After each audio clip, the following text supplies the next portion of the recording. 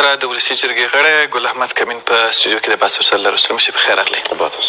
تاسې څه وایئ چې پخوا دغه بهرنیو چارو وزارت قومي مسایلو کې ښکېلو که اوس قومي وسایل ورنه نه ایستل کېږي؟ د سپېڅلي څښتن په پاکنامه سلامونه تاسو او ستاسې د تلویزیون ټولو درنو لیدونکو ته. د افغانستان د باندنۍ چارو وزارت له تېرې یوه نیمې لسیزې څخه له کوم وخته چې نوي حکومت په کار پیل کړی دی همیشه په اختلاف په تناقض کې واقع شوی دی. همیشه له ارګ میشتو سره په جنجالو کې شوی دی. همیشه یو داسې ارګان پاته شوی دی چې په ویش کې یو مخالفې ډلې ته رسېدلی دی یا یو مخالف حزب ته رسېدلی دی. نو همدغه اختلافات د دې سبب شوي دي چې متاسفانه د هېواد دغه یو ډېره مهمه ډیپلوماټیکه دستګاه چې د افغانستان خارجي سیاست باید له همدې ځای څخه اداره سي، مخته ولاړ سي او خطوط یې ورته واضح سي، په ستونزو او مشکلاتو کې پاته دی. متاسفانه له تېرې یوه نیمې لسیزې څخه همدا وزارت د یو حزب د یو ډلې په لاس کې پاته دی او بیا د حکومت بل طرف ورسره مخالفت کې پاته دی او د دې څخه مطلق خارجي سیاستونه پاته دي د افغانستان په داخل کې. د مقرریانو خو چې دی د ولسمشر په امضا باندې کېږي. یو سړی دی چې مقرر شوی دی او هغه دندې ته ځي، د ولسمشر امضا شاید ورسره وشي، بس بیا ولې راګرځول کېږي؟ که د ولسمشر خوښه نه وي ولې یې ګماري؟ تر ډېره پورې په متاسفانه په افغانستان کې اکثره وزارتونه ډېر سخت سنټرالایز شوي دي چې په هغه اندازې شکل باید ونه اوسي. اکثره وزیران مو صلاحیت نه لري، صلاحیتونه یې سلب شوي دي او ارګ له ځانه سره نیولي دي. باندنۍ چارو وزارت مخکې داسې نه و، خپل تر یو حده استقلالیت درلودی، خو هغه استقلالیت هم په ښه شکل نه مدیریت کېدی. د یو ګروپ د یو ډلې کسان هلته ځای پر ځای کېدل، مقررې عادلانه نه وې. ډېر کسان هلته داسې وو چې په کلونو 10 کاله به ناست وو، 8 کاله ناست وو، مقرر کېدل نه په یو باندني ماموریت باندې. اصولا داسې چې 3 کاله په افغانستان کې ماموریت کوي، بیا 3 کاله په یو بل هېواد کې ماموریت کوي. خو د عدالت هېڅکله هلته نه تامینېدی. ځینې کسان وو چې په خارج کې د هغه ورځې څخه چې ماموریت یې پیل شوی دی په خارج کې دی، افغانستان ته نه دي راغلي. فساد خپل اوج ته رسېدلی و. ډېر د رهبرانو اولادونه او د ځینو سیاسیونو بچیان هلته وو چې شاید اوس هم وي چې هغوی د باندنۍ چارو وزارت شاید مخه یې هم نه لیدلي، خو د دوی په ډیپلوماټ په شکل باندې همداسې مخته ځي او په ټولو اصولو کې پرمختګ کوي او هلته ثبت دي، معاش وړي او ټوله مسایل یې شته. مثلا په دې وروستیو کې د فساد یو نمونه په استانبول کې یو کونسلګري چې دوی غوښتل رانیسي په 12 لکه ډالره باندې نرخ دی، په 3 میلیونه ډالره باندې دوی رانیسي. چون د افغانستان د حکومت په رهبرۍ کې ځینې دوستان ورسره شریکان وو چې دغه پیسې سره ویشلي چې د 12 لکو ډالرو کور د بیت المال 3 میلیونه ډالر هلته انتقالېږي تر څو دا په هغه رانیسي او نورې پیسې سره وویشي. د ځینو وطن دوسته افغانانو لخوا څخه دا موضوع افشا شول او کار باندې اوس زه فکر کوم چې هغه پیسې به اوس انتقال شوي که نه چې هغه حکومت د خارجه وزارت سره څه ډول چلند کوي په واضح ډول که ووایو؟ که حقیقتونو ته راسو د باندنۍ چارو وزارت 15 کاله مخکې متاسفانه کله چې د ملي وحدت حکومت جوړېدی په هغه وخت کې 50% تقسیم وسو چې د اجرا ریاست ته په ونډه کې ورسېدی. خو د دې دوو ډلو ترمنځ همیشه اختلافات و چې باید هلته خپل خلک ځای پر ځای کړي. په دې وروستیو کې کله چې مخکني وزیر صلاح الدین رباني استعفا ورکړل، د اصلاحاتو غږ پورته شو چې دلته باید اصلاحات راولو. موږ هم تقاضا واقعي غږ که نه د خپلو کسانو د ځای پر ځای کولو خبره تاسې لږ وخت چې دواړو لوري کوشش کول. زه هیله لرم چې واقعا اصلاحات هغه عمل چې تېره یوه نیمه لسیزه کې شوی دی چې بیا د یو بلې ډلې لخوا څخه تکرار نه شي. د واقعیت ته د شک په سترګه ځکه ګورم، تاسې ګورئ 3 میاشتې د مخکني وزیر صلاح الدین رباني او د ارګ ترمنځ چنې وې، جنجالونه وه چې اداري معین هلته ځای پر ځای کړي.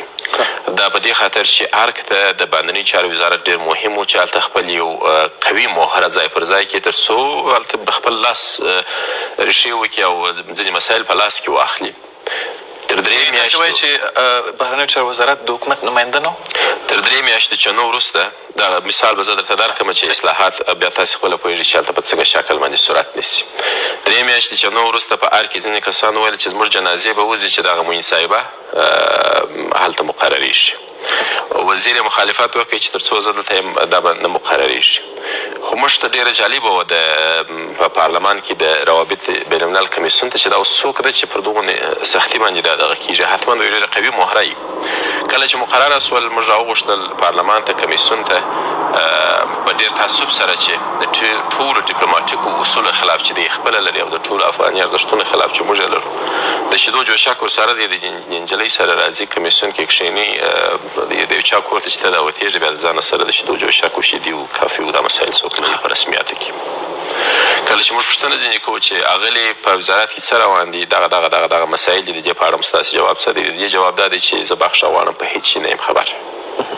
کله چې تاسې د 3 میاشتې جنګونو او جنجالونو او چنو وروسته یو څوک هستوئ هلته د افغانستان ډیپلوماټیکې دستګاه ته چې ټول خارجي سیاست باید اداره کړي، ټوله اداره باید منظمه کړي، تاسې خپله وایي چې د جنجالونو دي، نو بیا دغسې یو کس هستوئ چې هغه موږ ته وایي چې زه په هېڅ شي نه یم خبره دلته.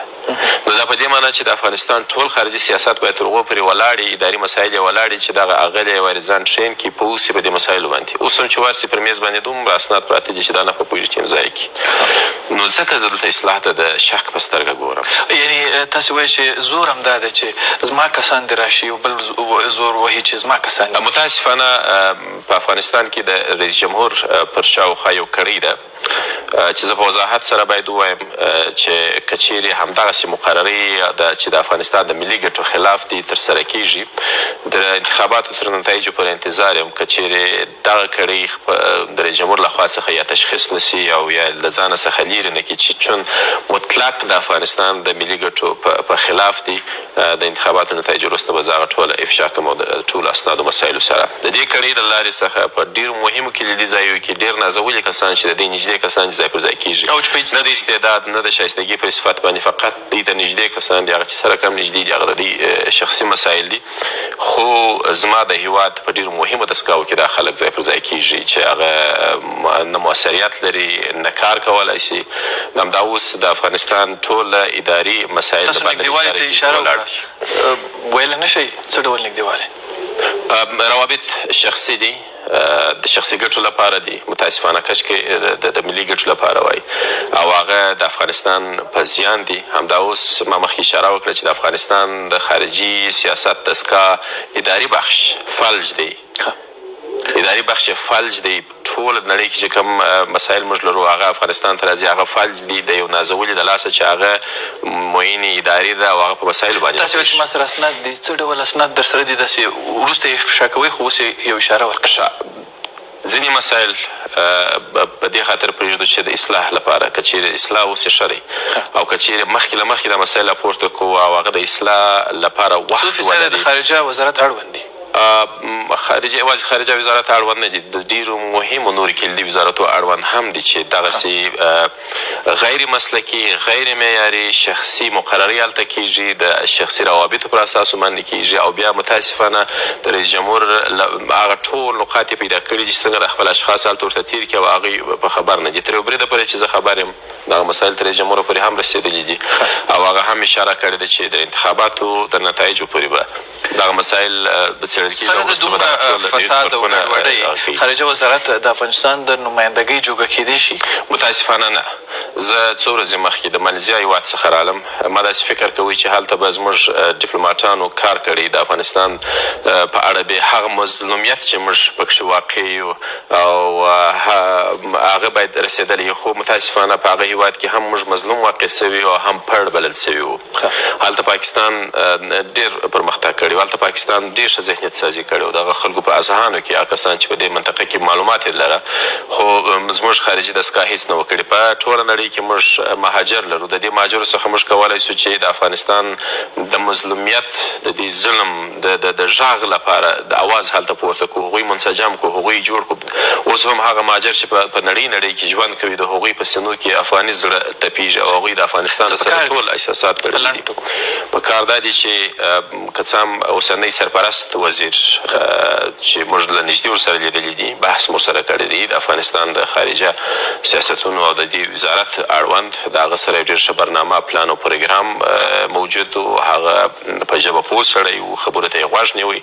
زه هیله لرم هغه څه چې زموږ سره شریک کړل، هغه پروګرامونه چې دی لري هغه عملي کړي او د افغانستان د خارجه دستګاه دغه مهمه هسته اصلاح کړي، ځکه دا د افغانستان عزت دی او ژبه. ډېره مننه. اوس هم لنډه دمه کوو، تر دمې وروسته نیمه وروسته راګرځو.